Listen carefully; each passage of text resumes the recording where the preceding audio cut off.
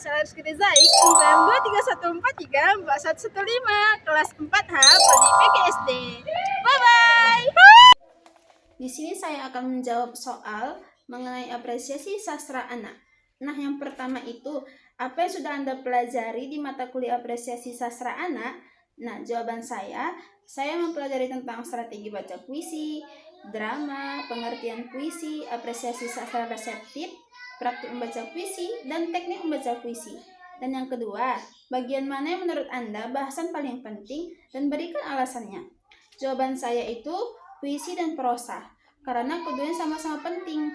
Puisi juga dapat membantu anak-anak mengembangkan kemampuan untuk berkreativitas dan berimajinasi. Nah, sedangkan kalau prosa itu dapat membantu anak-anak memahami cerita, mengembangkan kemampuan membaca, dan meningkatkan kemampuan berpikir kritis.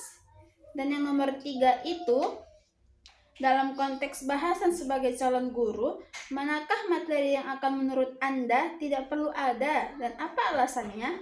Jawaban saya, menurut saya nih, materi yang tidak perlu ada adalah tentang menganalisis sastra. Karena materi itu sangat mendalam dan kompleks, dan itu sulit dipahami siswa karena siswa masih dalam tahap belajar dasar. Dan yang keempat itu, dalam pembagian bahasa dan sastra Indonesia, untuk menjadi guru SD, materi apa yang ingin sekali Anda pelajari? Nah, jawaban saya, sebagai calon guru nih, saya mau materi saya mempelajari tentang metode pembelajaran sastra anak yang kreatif dan inovatif. Sastra anak yang kreatif dan inovatif itu, dan bagaimana cara mengembangkan kemampuan bahasa mereka, dan serta melatihkan atau membuat teknik dalam membaca puisi. Dan yang kelima, bacakan sebuah puisi karya sastrawan Indonesia, lalu jelaskan bagaimana persiapan Anda sebelum membaca puisi. Nah, persiapan saya nih sebelum baca puisi, yang pertama itu mencari referensi puisi dan memahami maknanya. Dan yang kedua itu membaca puisinya terlebih dahulu. Dan yang ketiga itu lalu menuliskan puisi tersebut di kertas lembar. Dan yang keempat itu melatih baca puisi tadi sekaligus dengan menggunakan intonasi yang tepat. Yang kelima itu saya mulai mempraktekkannya sekaligus merekamnya. Dan yang nomor 6, kekurangan saya dalam membaca puisi adalah dalam intonasi yang kurang tepat, mimik wajah, dan pergerakan tubuh dan tangan yang kurang pas.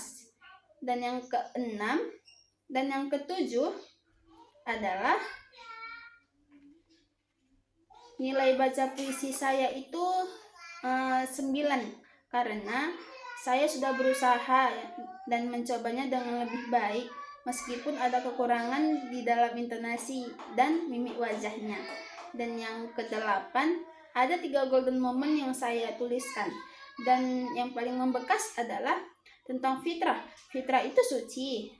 Suci artinya bukan kosong, tetapi tidak diisi kebaikan-kebaikan yang akan tumbuh, seperti fitrah belajar, fitrah keimanan, dan fitrah kasih sayang.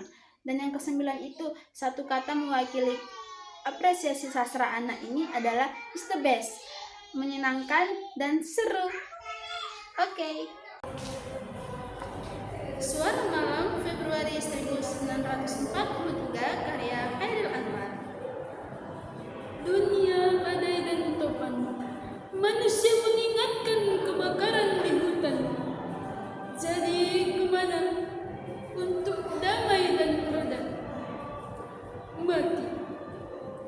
Barangkali ini diam kaku saja, dengan ketenangan selama bersatu, mengatasi suka dan duka, kekebalan terhadap debu dan nafsu.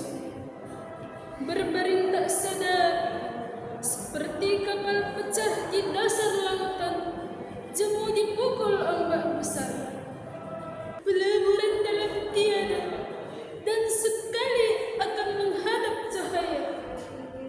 Ya Allah, badanku terbakar segala samar, aku sudah melewati batas.